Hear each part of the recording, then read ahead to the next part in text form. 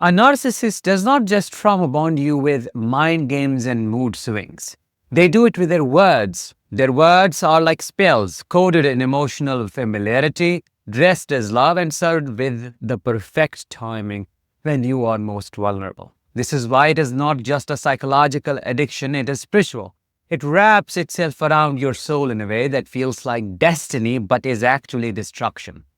It is the repeated exposure to emotional highs and lows, but more than that, it is a language that sinks into your nervous system, traps your inner child, and convinces you that this is what connection is supposed to feel like. The trauma bond isn't only built through manipulation, it is built through carefully crafted lies that hook you into staying just a little longer, forgiving just one more time, and hoping that this time, the fairy tale they sold you may come true. Hi, I am Danish, a narcissistic abuse recovery professional. Welcome to my channel.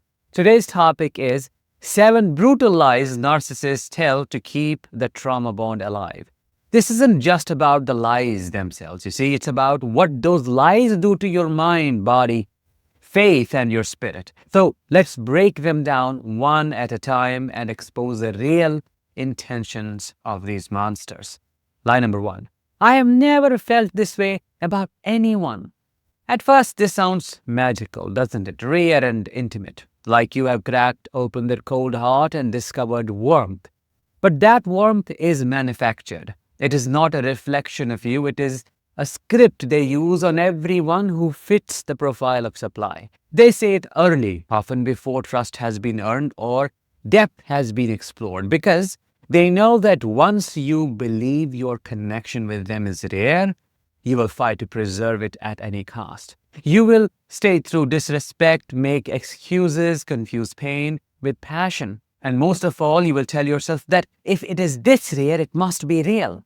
But what they mean is not that you are special. What they mean is that you are useful. But for now, they haven't fallen for you like you have. They have targeted you. And they need you to believe that what you have is unique, so you never dare walk away. Lie number 2.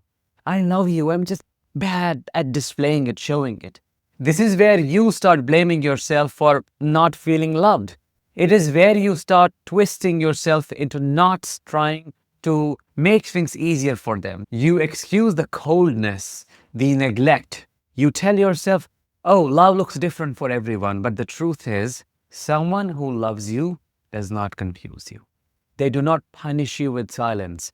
They do not withhold affection as a weapon to make you chase them harder. You see, narcissists are not bad at love. They are selective with it. They know exactly how to give it when they want control and exactly how to withhold it when they want you to beg.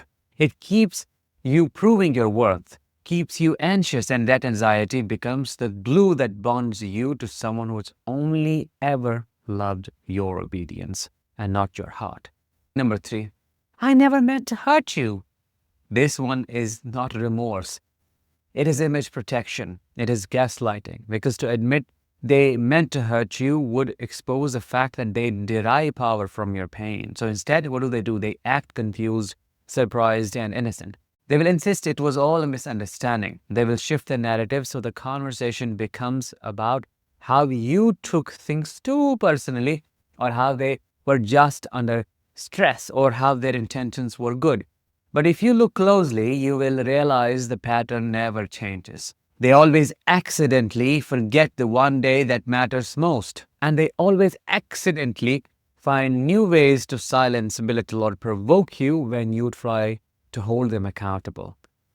This is not a string of unfortunate mistakes. This is calculated harm, which is masked as clumsiness. And it keeps the trauma bond alive by confusing your instincts. You feel hurt, but they claim innocence. So what do? You stay, hoping the next time will be different, but it never is. Lie number 4. You're too sensitive. I was just being honest. What's wrong with you? This is psychological warfare. They disguise their cruelty as honesty and then weaponize your reaction to claim emotional superiority. You end up questioning your emotional responses instead of their behavior. You tell yourself, Oh, you are overreacting. That maybe you're just too emotional, too sensitive, too difficult to handle. That maybe they're right, and slowly, without realizing it, you abandon your own emotional truth in order to be more tolerable to someone who enjoys watching you unravel. This lie is beyond dangerous because it teaches you to distrust your own intuition, to view your sensitivity as a flaw instead of a signal. And the more you suppress your reactions, the more control they gain. It's not honesty at all when someone uses the truth to humiliate you. It's not clarity when someone uses facts to gut your spirit. That is verbal abuse dressed up as transparency. And when you accept it, you become complicit in your own silencing. Lie number 5. You make me a better person. I can't tell you how. At first, this sounds like love. It sounds like hope. It sounds like progress. You want to believe that your presence in their life has redeemed them, that all the effort you have poured in is finally paying off, that they are evolving. But what they really mean is they want you to take responsibility for their healing. They want you to become emotionally enslaved to their potential. So you never leave. That's the agenda. So you keep sacrificing. So you keep absorbing the damage and calling it purpose. They broke themselves. They chose dysfunction, but now they want you to feel like it's your job to redeem them. Because as long as you feel like you are their savior, you will never walk away. Even when they hurt you, even when they betray you, when they show you they have no intention of truly changing, you will keep trying to save them from themselves. Because somewhere along the way, they convinced you that your love has a divine assignment, which is why they called you their soulmate. But you're not their healer. You are their hostage. Lie number 6. You're the toxic one. Look how angry you have become, how you react. This is when they have pushed you past your limit. This is when you have finally started standing up for yourself, raising your voice, setting boundaries, or expressing the rage that has been suppressed for so long. And instead of taking accountability, they flip the script. They use your reaction to raise their actions. They point to your anger as proof that you are unstable. They act calm while you fall apart and then use your explosion to paint themselves as the victim. This lie is pure gaslighting. It is designed to break your sense of self, to make you question your reality. But if they can make you believe you are the problem, then they never have to change. And you will spend months or years trying to prove you are not toxic, trying to be nicer, calmer, more forgiving. But no matter how composed you become, they will always provoke you again, because the goal is not peace. What is the goal? The goal is control. And if your anger threatens that control, they will twist it until you start apologizing for finally defending yourself. That is what it is. Lie number 7. No one will ever love you like I do. This is the final trap. It is the lie they say for when they sense you're slipping away. It sounds romantic on the surface, but it is actually a curse. What they mean is no one will ever tolerate their abuse the way you have. No one will ever mistake manipulation for passion the way you did. No one will confuse anxiety for love the way you were conditioned to.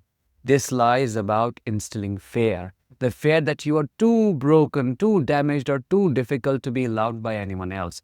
So you settle, you shrink, accept crumbs, and call it a feast because you are convinced it is the best you will ever have. But this is not love. It is bondage. It is a contract signed in trauma, sealed with confusion, and enforced by fear. Real love does not make you doubt your worth. It does not isolate you or torment you or make you beg for the bare minimum. Real love heals you deeply. And the longer you stay with someone who defines abuse as affection, the harder it becomes to remember what love is supposed to feel like. That's what has happened to you. These lies are not random. They are patterns. They're systems. They are the building blocks of a trauma bond that feels impossible to break, because it was never just about the behavior. It was about the beliefs they implanted in you. Beliefs that you are hard to love, that you are too sensitive, that you are the problem. And as long as those beliefs live inside you, their power remains intact even after you leave. The truth is, you can break this bond, not by confronting them, but by confronting the lies, one by one, piece by piece, until your nervous system stops mistaking chaos for connection, until your soul stops craving what once hurt it. And if you want to know how to do all of that, check out my signature program on how to break your trauma bond with a narcissist in 5 practical steps. In this course, I teach you how you get trauma bonded at a psychological, biological, and neurological level. And then I give you a proven to work step by step framework that you can follow at your own pace to get rid of them. Want more information? Click the link in the description of this episode or the I button above. With that, let's bring this episode to an end. Thank you so much for watching and listening. I will talk to you in the next one. Until then, as always, let the healing begin and continue.